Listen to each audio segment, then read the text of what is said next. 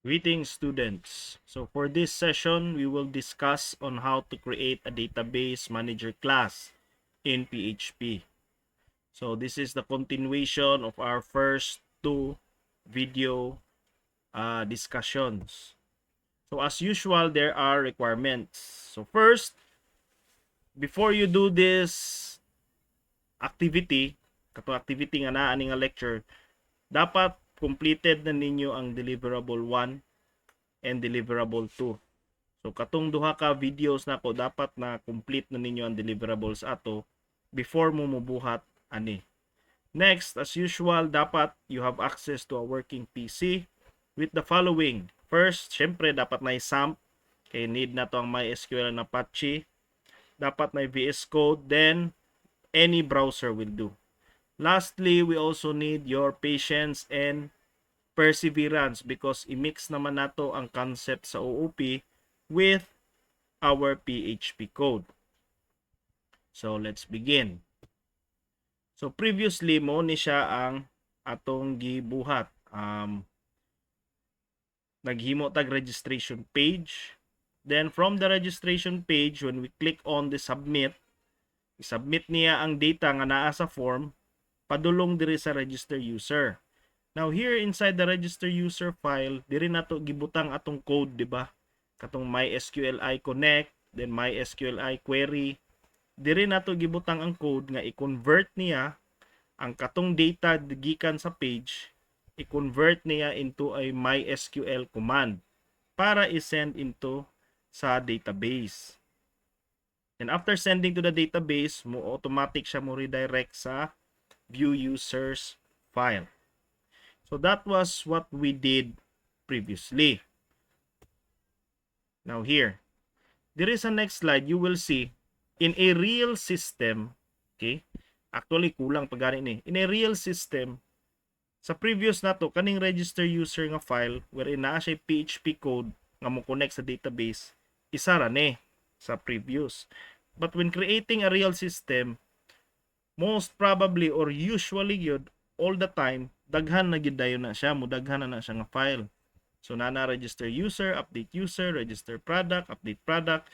So all of these files naa siya code nga makig-communicate sa MySQL database na to. So meaning to say, diri sa register user, isa ni siya ka PHP file na ay connection diha nga mo create siya connection padulong sa database. Sa update user na upload, sa register product na upload, sa update product na upload. So as you can notice na as the system grows larger, magkadaghan pud ang files, magkadaghan pud ang mga files nga need to connect to the database. Now diha pa lang daan nanay redundancy nga mahitabo, meaning naanay code nga murag gabalik-balik ba. Now example, diri sa register user, need man ta mo connect diri. Di ba sa pag-connect asa man tong code sa pag-connect? Oh, nara. So dire sa save user nga file. So sa pag-connect, we need to supply the host name sa database, username sa MySQL, password sa MySQL, and sa name of the database. Sa kaninang save user nga file. So dire sa atong slides mo ni siya. So assuming dire upat ba ni kabuk, meaning to say kaupat mo na siya na kaupat mo to siya gibalik nga code. So if na instance nga na-outro ang username sa MySQL or na-outro ang name sa database, meaning to say you need to change the name of the database aning upat ka file. Now, in a real world scenario, what if na kay mga 50 ka files diha or much worse 100 files. So dili na magsilbi kung mano-mano nimo siya i-change kada isa ka file. Tungod lang gani change ang name sa database. So that's why in this session we will discuss how to create kani a database manager nga class. So that ang connection nato naara siya diri sa database manager nga class, and then kani nga mga files nga need mo connect sa database will use the database manager para automatic na siya. Dili na nato need i-code kada isa ang connection. So as you can see here, diba? So ang database manager nato, basically, siya ang manage sa connection para dili na magbalik-balik o create og connection. Then, ang pinaka-basic lang nga ibutang nato sa yaa, naa siya upat ka basic functions. Dapat maka-read, maka-insert, maka-update, then maka-delete. Okay? So this class, kani database manager, this class allows the developer to, number 1, allows the developer to manipulate the database without redundant coding for the opening and closing of MySQL connections. So when we say opening and closing of MySQL connections, mo na to ganiya. MySQL Connect, mag-open kag connection. So kung walay database manager, kada file ato, example natay 50 ka file dire, kani sila 50 ni kabuok. Kada isa ka file, you need to write in the code nga mo connect. And syempre, in practice gyud, after connecting to the database, then running queries, kailangan po nimo siyang i-close. Kaya kung i-leave nimo nga open lang ang connections, dili siya secure. Okay? So this is one of the purpose why we need to create a database manager class.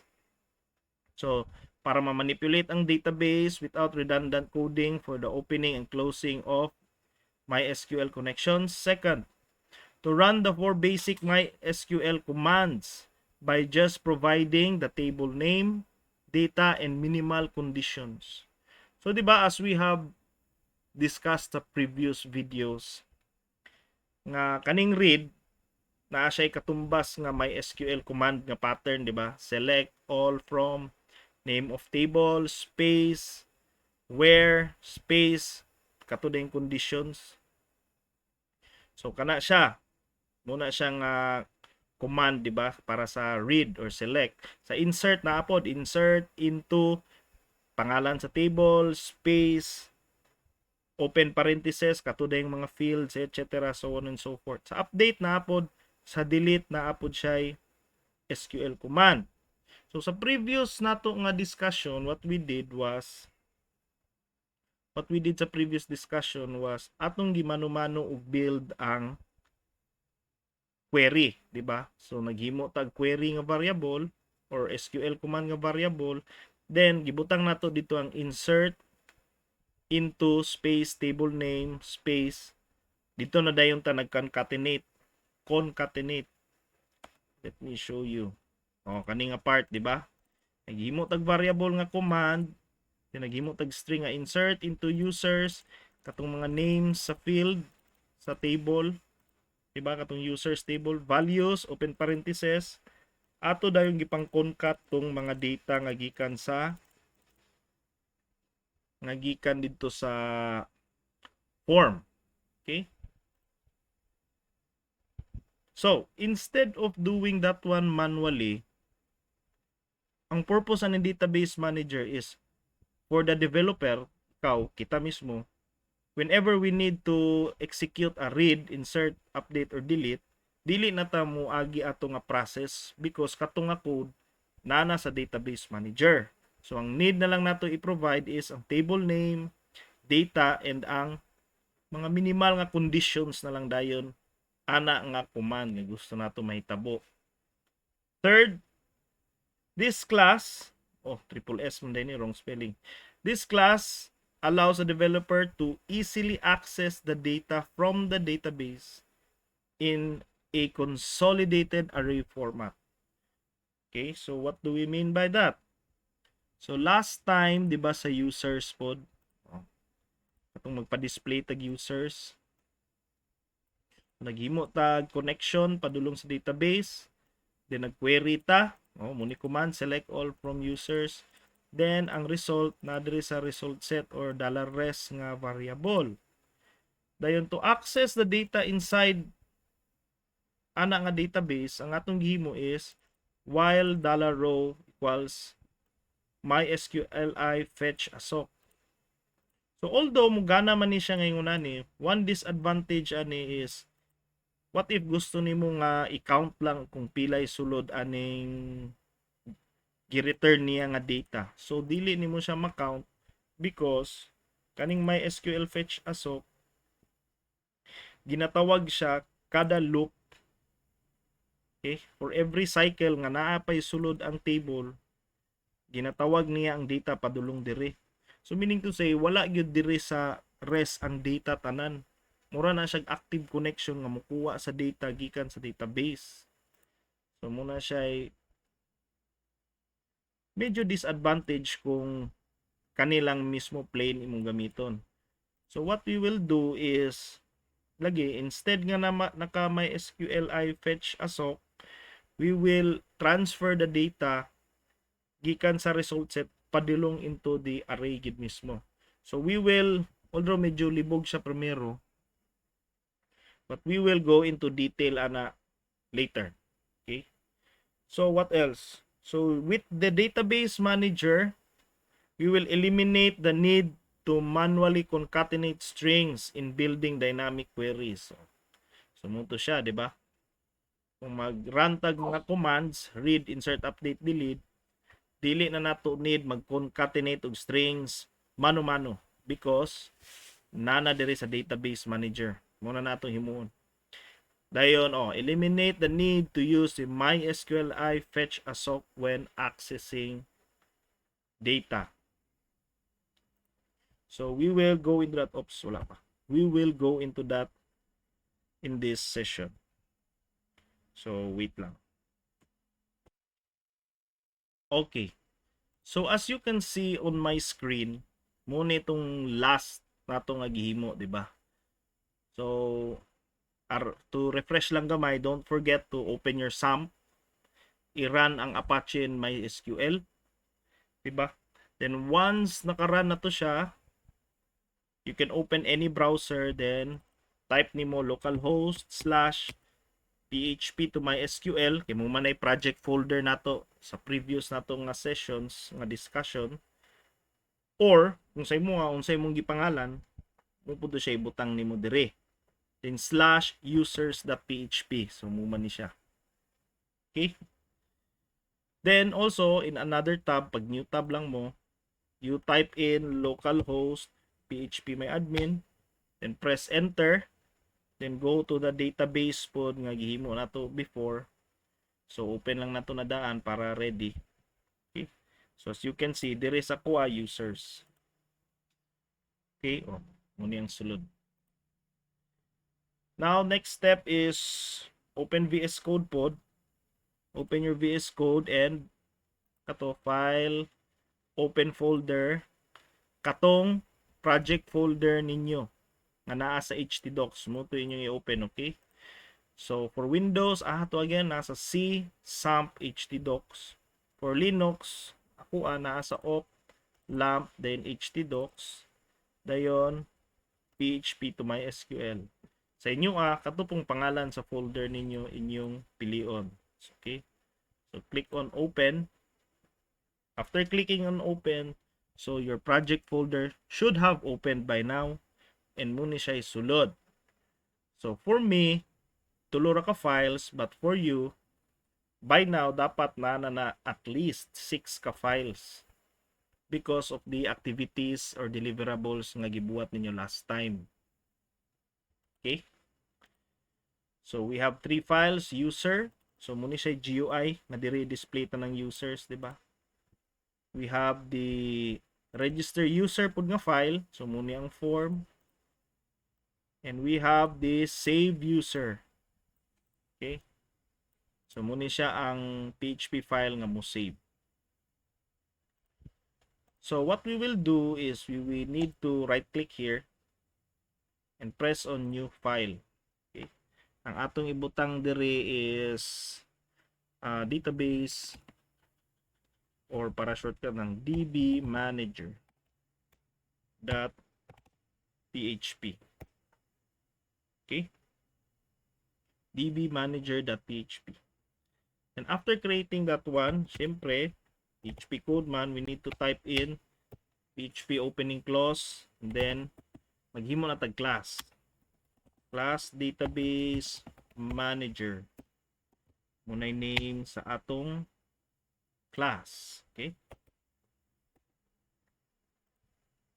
And after doing that one, maghimo ta og private nga variable. Ang atong ipangalan, nope, dili private. Public nga variable, ang atong ipangalan is host name. What else? Port.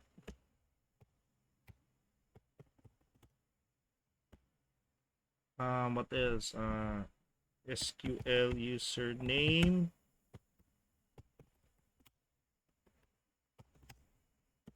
SQL password.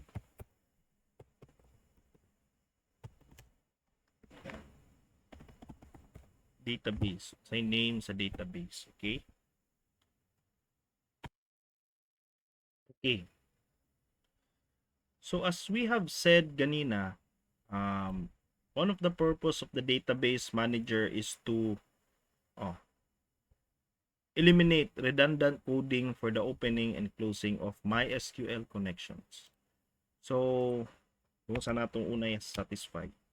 So, we need to create a public function called, kani siya, private ni siya day. Private because this function will be used only inside the database manager, dili sa gawas. So, we will create a private function called create connection. Okay? Private function called create connection. So, unsa may buhaton aning create connection. So, simple lang. Ang buhaton aning create connection is muhimo siya og MySQLi connection. So, how do we do that? So, $con or any variable nga inyong gusto equal to MySQLi connect. Diba? Then, based on the documentation, ang una nga dapat na dire is ang host name. So, to access the host name, sa matibutang, $this host name. Next is $this SQL username. Next is $this SQL password. Then last is $this the name of the database. Okay? So para dililibog, ako lang i-down dire para readable siya. Okay? Yan. Okay? So nag-create ta og connection using the variables nga naa ni nga class. So question, unsa day ang mga value pud ani nga mga variables? So the good thing is para dili na ka magbalik-balik og set kung unsay host name, port, SQL username, SQL password ug database name sa lahi nga files all throughout your system. Because naka database manager ta, pwede na nato siya diri i-set. So sample this one, public host name is equal to usually localhost man. So we will type in here localhost.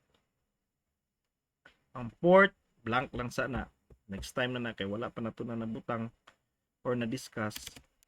Here username, ang username usually is root. Password empty. Dayon ang name sa database is PHP. Sige, ito name sa database na to. PHP and MySQL. Okay. So, diri naka-declare tanang credentials na to para sa atong connection. And every time tawgon nga function, create connection, maghimo siya new connection using MySQLi, and ang gamiton niya nga settings is kanira pong atong giset dire. This host name, this SQL username, this SQL password, and this database. Okay? So after creating the connection, kailangan ato pud na siyang i-return ang connection. Okay? Para kung kinsa man gani nga other function mo gamit, magamit niya ang connection nga na-create. Okay, so wait a minute. Okay. So after this one, ato sang i-test if mugana ba, diba? So create connection. So one way to test it is to use it mismo. So let's try here sa users.php. So let's try to type here require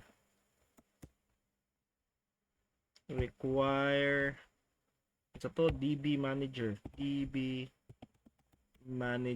manager.php. Okay? So kana lang sa require db manager.php. So may tanawa ang spelling kung sakto ba gyud. So to test, man natog save adto ta sa browser and dire sa users gyapon nga file. Diba sa users man na gi-save. Dire gyapon sa users nga URL, then refresh. So as we can see, wala may error. So meaning wala problema. Okay?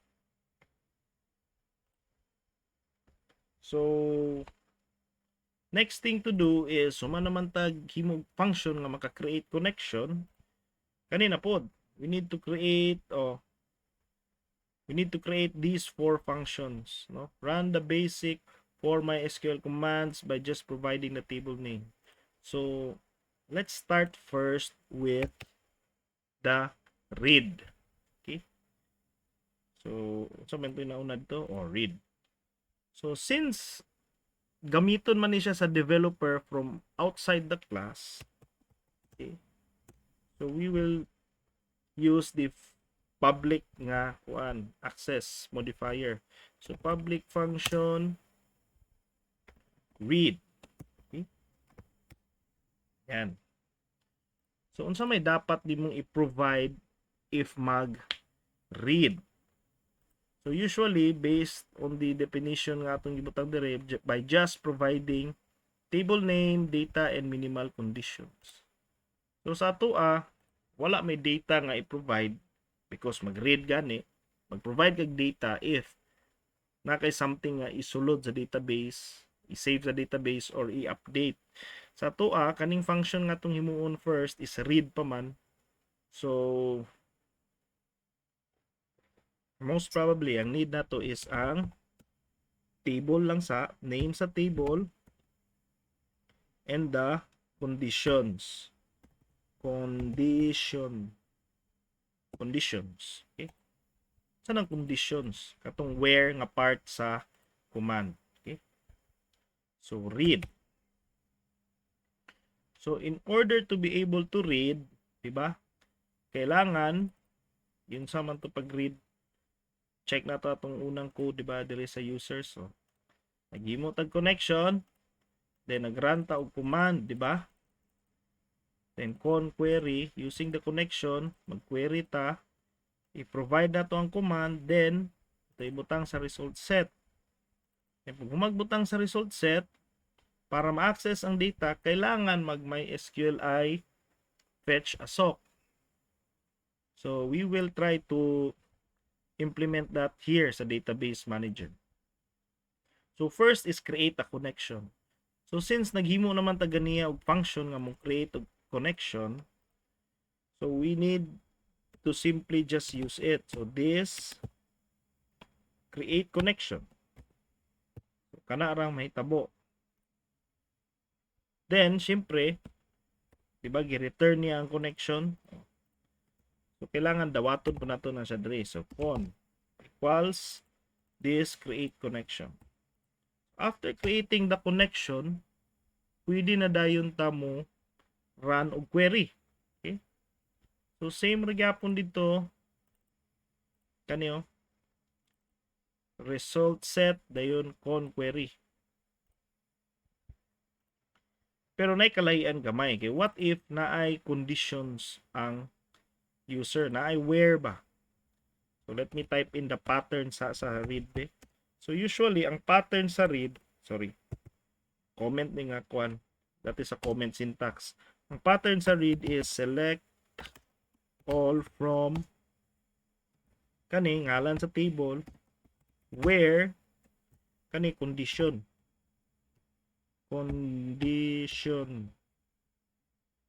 kana.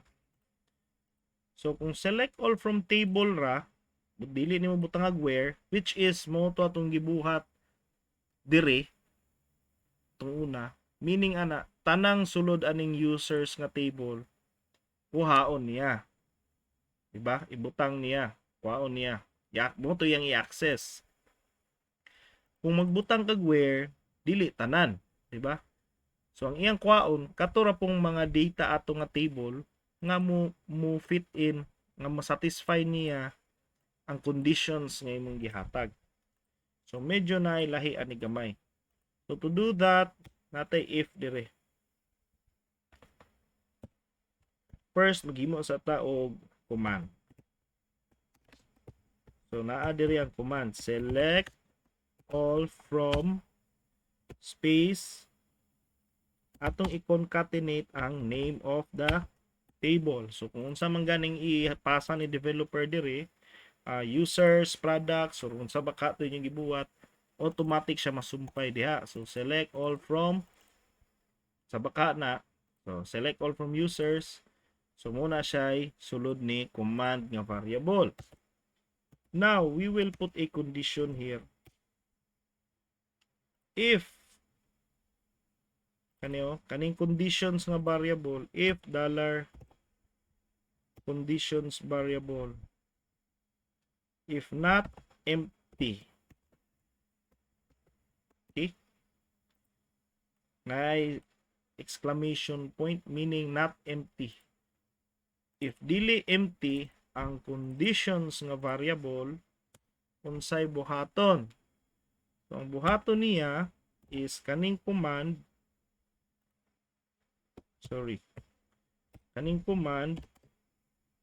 iyang sumpayan, command is equal to command.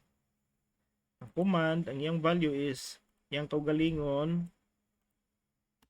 plus, or sumpayan siya og where kanina dayon kung unsa man ganing gibutang ni developer nga conditions. So kung dili empty ang conditions, atong command nga select all from table ra, sumpayan niya og where. Pero if empty, so dili niya ni buhaton ni nga statement, iyar nang i-neglect. Okay? So nag-create tag correction, atong gi-prepare ang command dire, isumpay nato ang table nga gihatag ni user, then kung naay condition isumpay siya, kung wala baliwala ra pod, dili niya buhaton. So after that one, in this stage mag-ready na ang command, we can use the connection to perform the query na padulong sa database engine. So con query command. And syempre kailangan saluon siya og result set. $res con connection query command. So kang sulod aning command kaning command mismo, so iyan ang i-run padulong sa database. Kung unsa man ganing ang response, ibutang niya diri sulod sa res nga variable. Okay? So now, after doing this one, naka-mention ta nga easily access the data from the database in a consolidated array format. Ang may SQL fetch manggo dili siya array format. Murag kailangan pa nimo siya tawgo ng MySQL fetch para ma-fetch ang kada row nga balos ni command. So diri nga part magbuhat ta og while loop. Instead nga dito sa gawas, diri na ta maghimo. So while $row is equal to MySQLi fetch sock. Dayon ang yang i-fetch is katong naa sa res. Okay?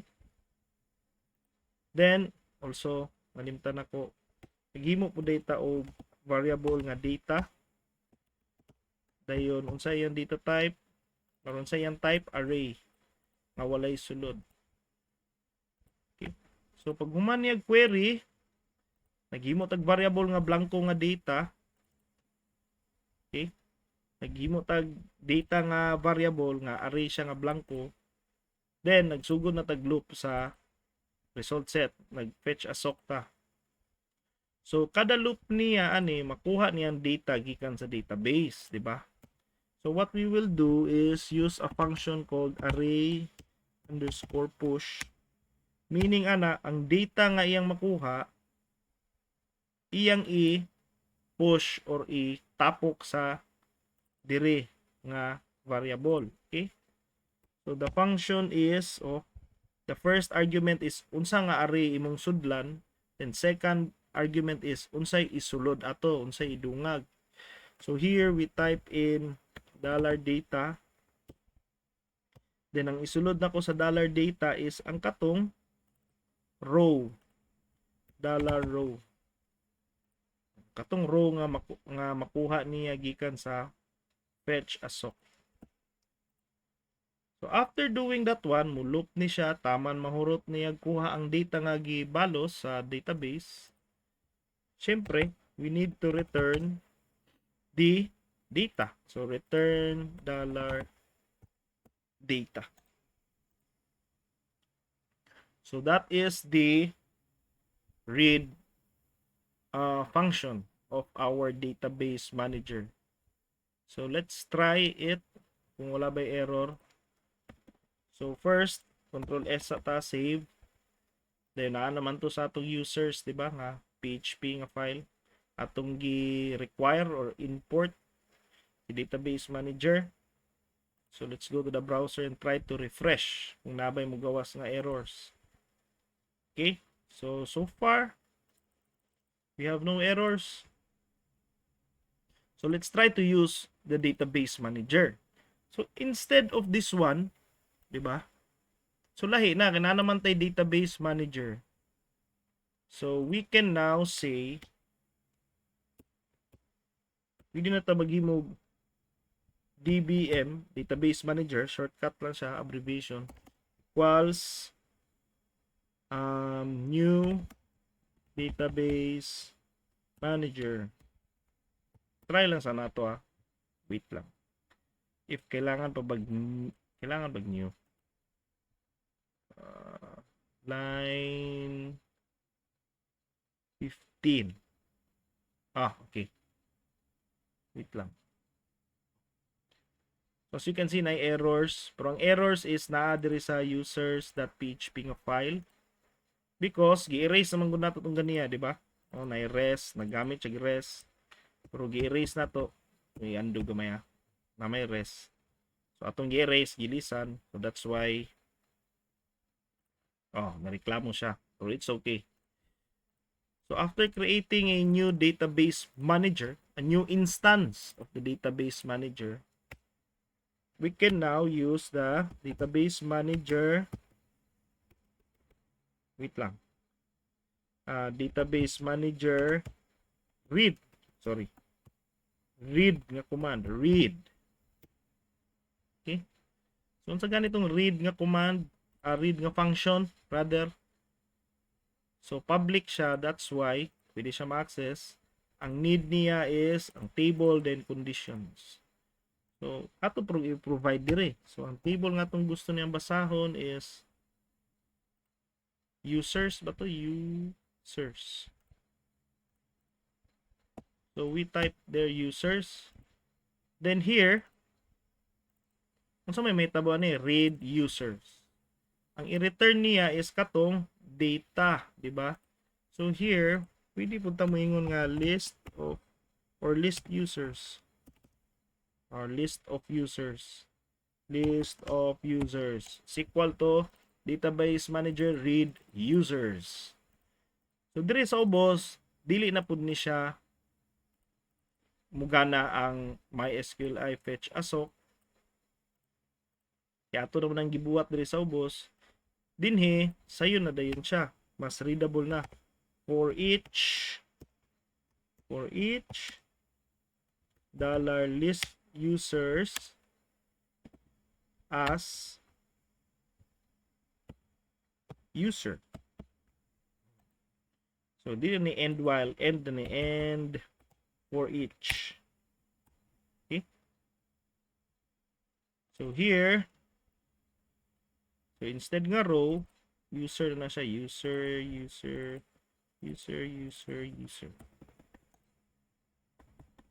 Okay. So save and check na to if wala ba ko'y nakaligtaan. Oops. Too few arguments to the function read. Oh. So nireklamo siya sa read nga function. Oh, too few arguments kay ang kaning read kailangan niya duha, di ba? Conditions, table of conditions. But ang atong gi-provide is isara, that's why ni error. So actually in PHP naay trick nga pwede nimo buhaton. So in case nga wala siya gibutang bitaw isara, pwede sa PHP nga butang kag default value in case nga walay gibutang ang user. So pwede nato ni butangan dira condition equals null. So meaning kani siya nga variable, ang iyang default value is null kung walay gibutang si developer. Pero kung naa, so dili po ni null ang sulod ani, kato pong gihatag nga value. So let's try to refresh. Okay. So as you can see, nabalik na sa dati, the same output pero using the database manager. Okay? So unsa may kalahian dire katong ganina nga MySQLi fetch asok, then karon naka sa tingon sa slides, naka-array na nga ang nailisan kani ra man pong ngalan user. So the difference is kani manggod siya nga naka-array na, pwede na nimo i-close ang database. Bisan pag imo nang i-close ang database, i-close ang connection rather, ang data naa na diri sa variable. So naa na siya diri nga variable. So ma-access nimo siya bahalag close na, dili kailangan maghulat ang database. Whereas sa katong MySQLi fetch asok, kailangan i-read sa nimo daan mag MySQLi fetch sa kasatanan before siya i-close. So usually manggod pag inguna na malimtan na siya og close, which exactly ang atong nalimtan karon. Diri sa atong read napatay kulang day. So after nag-create ang connection, naghimo ta og command nga variable. Then kung naay sulod ang condition, atong isapaw ang condition. Pero kung wala na yung condition gihatag si developer, largo na mag-query. And after doing the query, ang katong mga response sa SQL engine, ibutang niya sa result set. Naghimo tag data nga blank para mo isudlan sa data. Dayon nag-loop na dayon ta. Nag-fetch asok na ta sa response sa database. Then kada isa niya nga response atong gi-push, atong gi-save diri sa data, atong gitapok diha. Then kana kay natapok na diha, we need to add this code connection, ganing connection. Dayon, we need to close. Muna siya nalimtan lang nato nga line. Para walay mga hanging nga connection sa system. Although di man siya mo error, kay because gamay raman nga data atong ginabuhat ng user, ikaw raman pud isa nga ga-testing. But when building a real system nga daghan nag users, pag daghan na kayo multiple connections nga dili ma-close, mo crash ang system. So dapat naa gid ning close. Okay? So let's try to refresh sa browser. Okay. So okay. Nakuha na nato ang sa read nga part. So the next thing that we need to code na po dayon is the sa to kanimo man ang read. So diri na siguro sa pag-save. So instead ngayon nani we want to automate this, di ba? Kani save user. What if products na pod? So another na pod ngayon nani nga taas kayo for products. What if nanapoy stocks, customers, suppliers. So daghan kayo magbalik-balik sa ning connection. So to prevent that, maghimo na pud tag another function here in our database manager class. So we will use public lang yapon. Public because mo'y gamito nato sa lain nga file, di ba? Kani private to ganina, meaning to say dili ni siya matawag from outside the class. Sample dire dbm create new connection, dili siya pwede. Kay kani nga function to be used diri ra inside the class. Okay? So continue. So public function insert. Okay?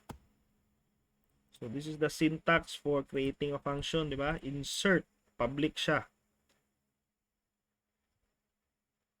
So what are the arguments that we need kung mag-insert og data?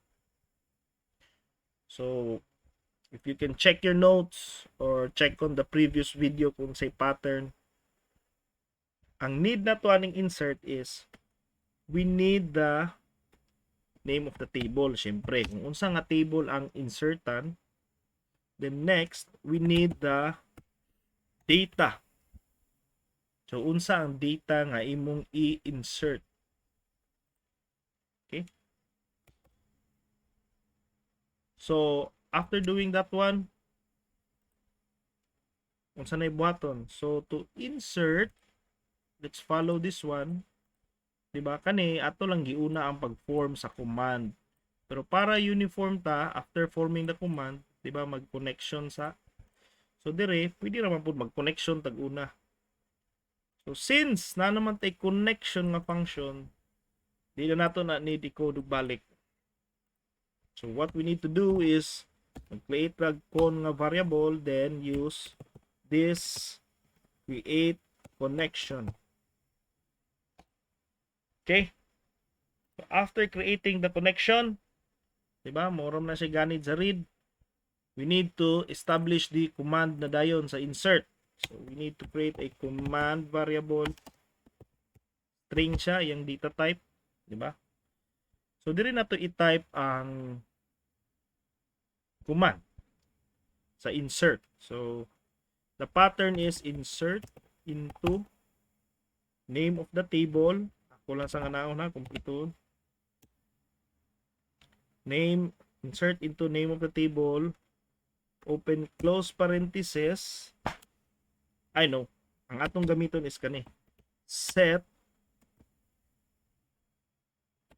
field is equal to data. So muna siya pattern, okay, nga atong i-follow. So example lang, example. So for the users, pwede sa mo ingon nga insert into users, set first name is equal to John, comma, middle name is equal to Regala, comma, so on and so forth. So muna ang pattern sa insert nga atong gamiton dire. Okay? So po akong i-post gamay. So try to observe the pattern, try to take note. Okay? Sige, continue. So given nga muna pattern nga atong buhaton, para dili mo maglibog, ako lang ni comment de. So muna pattern ha.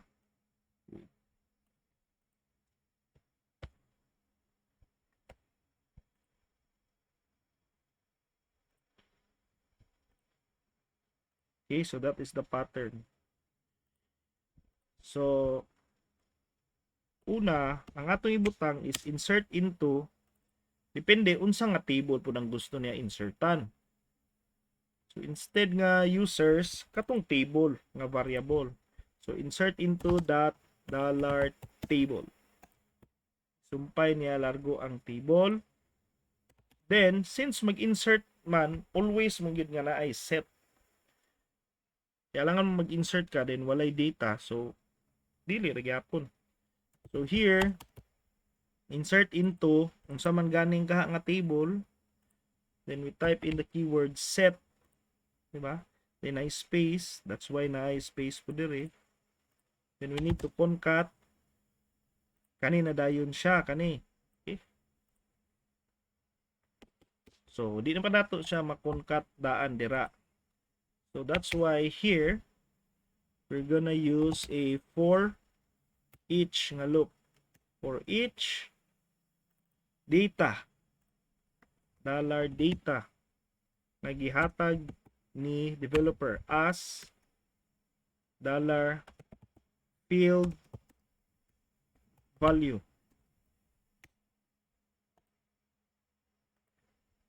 So meaning mag-loop siya sa kada sulod aning data. Kaya pag kamulo siyang loop, ang kada isa niya ma-access na to siya using field and value. Field meaning unsa nga field, value, say value. Okay? So example, ang atong buhaton is command is equal to dollar command dot field dot equals dot dollar value. Okay? So command, ang command daw is equal to command, iyara gyapon ko galingon. So insert into table set. Pero isumpay niya ang field. So example, first name, isumpay niya equals value, kung unsa man gani nga value ang gibutang niya. Karon kay kaning data array man ni siya. Same diri sa kwan ba, nga ni post user ID, post first name. So since array man na siya, kada loop ani may hinay niya sumpay tanang data dire sa atong command. So ang resulta is insert into user first name John, middle name Regala, etc. Masumpay siya tanan pag mahumanan ni nga loop. Okay? So let me erase that one.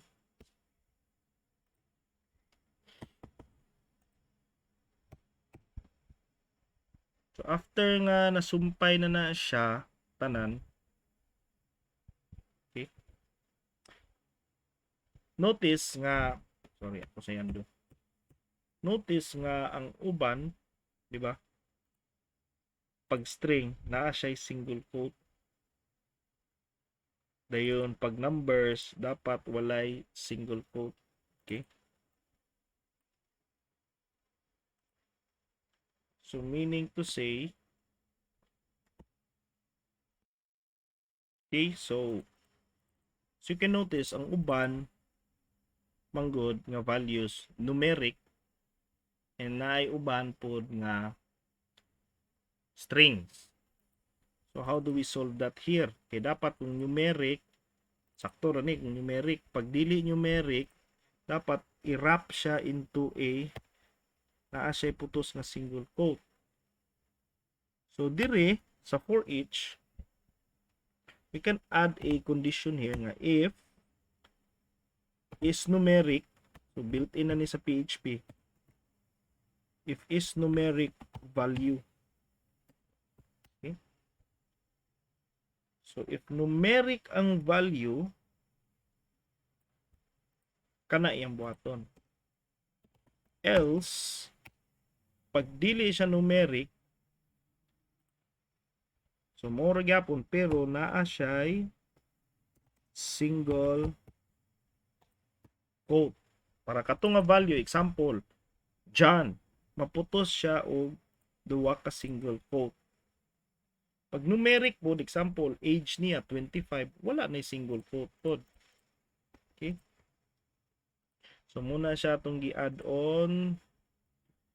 So recap lang gamay, nag-create tag connection, nag-prepare sa command, then ang katong mga data atong i-concat sa command using this for each nga loop. Then natay is numeric para kung numeric siya, walay quotes. Pag dili siya numeric, meaning mga text siya, butangan og quote. Okay? So after this for loop, meaning katong mga data na nasa command. Okay? So we can now use the connection to perform a query. So ang atong i-query is syempre katong command. Using the connection nga atong ni-create, mag-pass ta og query sa engine. Ang atong i-pass nga query or command is katong command nga atong gihimo. So after doing that one, wala na. Napaday. Close. Need to close the connection. Okay? Close. Okay. So I guess that's all para sa insert. And now, let's try to use the insert na dayon. So, remember this part sa save user. Nga taas kayo. So, instead nga yung unani, we can now use katong database manager. So, ito ning i-reason. So, same ganina, any file nga need nimo gamiton ng database manager, kailangan imo siyang i-require. So, require dbmanager.php. And now, mag-imo tag database manager, dbm. Or you can choose any variable name ha you want. So, ako lang, para shortcut dbm, is equal to new database manager. Okay. So, after creating the new database manager, what I need is gamito na akong database manager nga object dbm, then gamito na ako tong insert nga tong gihimo. So ang kailangan niya is ang table and ang data. So the table, insert ka function, insert, and ang table nga gamiton is users na users. Then ang data, question, unsa may data nga ibutang ani? Usually, ang data nga ginabutang diri is kato ng post largo. Kaya ang sunod aning post, array ramang gyapon ni siya. Ang sunod aning post is tugikan kaning nasa register user, di ba? Itong form. Dayon ang mga fields niya is kani user ID, first name, last name, age, contact number, username, password. So muna siya. So kani siya tanan nga fields masulod sa post, di ba? Ini-click nimo submit. That's why here ang data ni nga atong gipasa is katong sa post. Pero beware lang ha, if naa kay other nga input gibutang dire or ang name niya dire lahi, dili siya pareha sa database. So possible nga na kay error. Okay? So to be safe kay basig inig-test ninyo sa inyong kaugalingon na nga table na problema ba. To be safe, ato lang ning i-add ni nga code, okay? So pag create og data nga variable, then ang value niya is array. Okay? Ano sa blank. And dire sa register user, okay? Wait lang. Kailangan imo manggod ning i-map. What do you mean by map? I-match nimo ang kaning mga names din Yun sana ko na, control, hold down, control key, then click, double click. Then control C, copy. Ani mga names dire, imo siyang i-map dinhi sa dire pud sa imong database, di ba? Sa users pud na ko nga table, pareha siya. Okay? So kung pareha siya tanan, then wala po nasagol nga lain, pwede ra nga largo post. Pero kung dili, naa pa kay kailangan buhaton. Example, ang kaning password nako is pass. Ang mahitabo man gud ani kung pass ra ni siya, then largo na ko post ang gigamit ra diri, ini-build niya ana nga query, ang field dito nga bubutang is instead of password katong pass, kay kanira man iyang basihan. Now unsa may resulta ana, inig hatag niya ana nga command sa database manager, mo error siya because sa PHP may admin wala may column nga pass, kay password man. So di ba? So nagets ninyo, if muna siya case nga ang inyong dire lahi, so one thing nga pwede ninyong buhaton is ang kaning dire parehas na lang gyud na siya dito sa imong kuan, sa imong PHP may admin, para dili na hassle post. Pero in case nga dili gyud malikayan kay kailangan gyud lahi, that's why I'm showing you this solution. So maghimo ag data then array. So assuming nga andiri pass, yan kani uname, okay? Uname. Pero sa MySQL ay sa PHP admin username, then password nga complete. Sa form uname ug pass. So unsaon na siya pag match. Maghimo tag array, then ato i-copy paste kani tanan mga name nga naa sa imong data, sa imong form. Okay? So muna siya. So ato na siyang butangan og mga single quotes. Kana unsa na siya nga symbol, equal na siya og kani kana gisumpay lang. So $_post kana. So ang dire dapat is katong correct nga naa sa database, username, password, di ba? So naghimo tag object nga ay naghimo tag date variable nga array nga ang sulod niya is katong data, nakamap siya nga kaning password nga field under aning data, kaning password nga attribute under aning data is ang value niya katong gikan sa post, which is dire nga pass.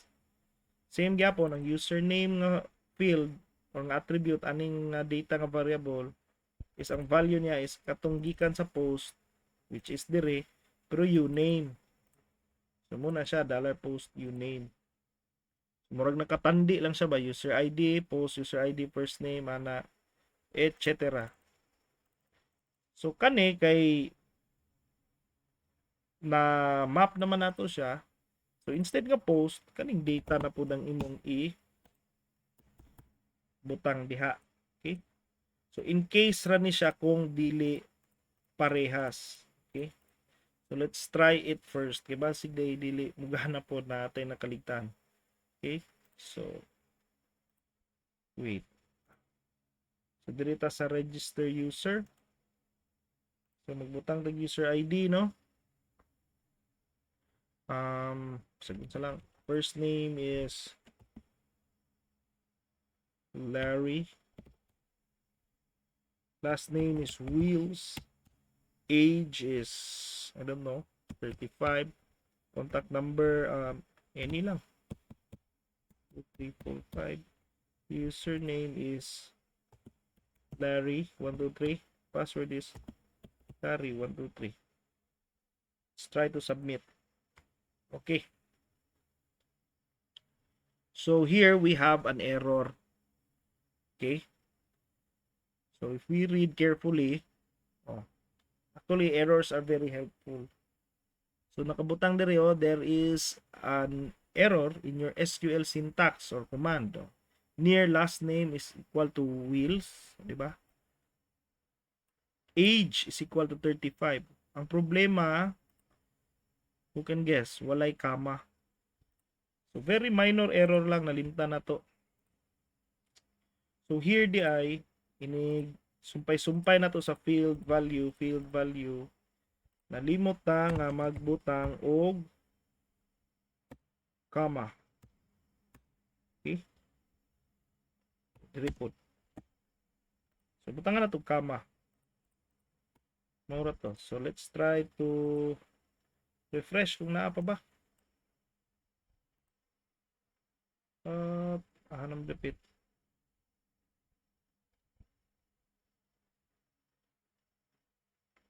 Near line 1. Wait lang.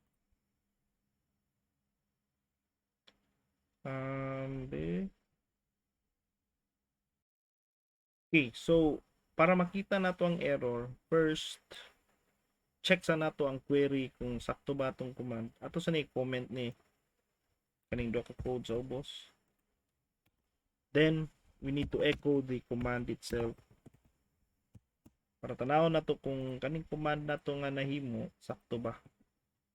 So control S, then ato ta sa save user, instead nga mag-header ta, mo redirect ato sang comment pod. So let's try to refresh. So as you can see, ang gihimo niya nga command is insert into user, set user ID, correct, comma. Pero ang error is diri sa pinakatumoy, bisan pag wala na siya isumpay unta, naa gyapoy comma. Okay? So how do we solve that? Wait lang.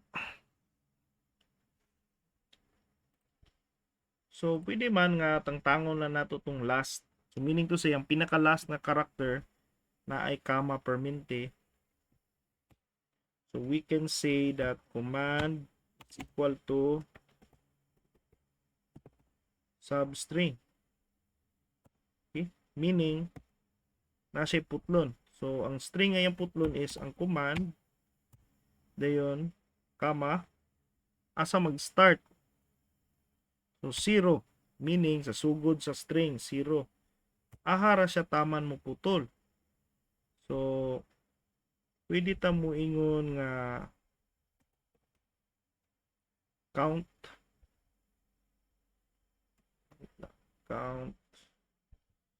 no, not count.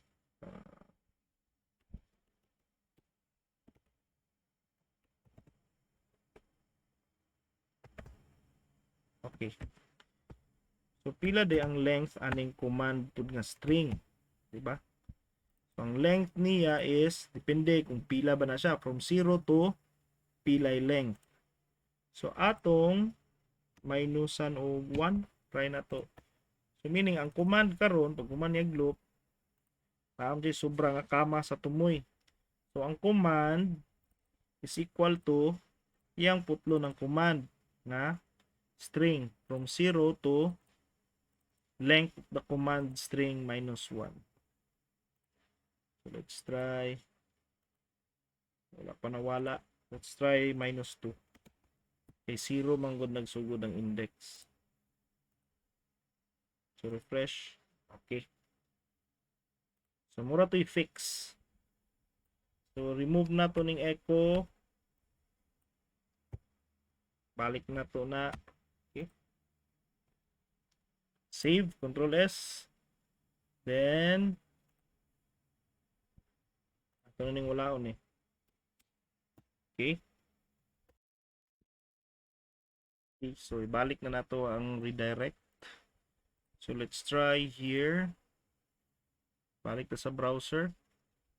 So So user ID magbutang na pud ta 1231 saan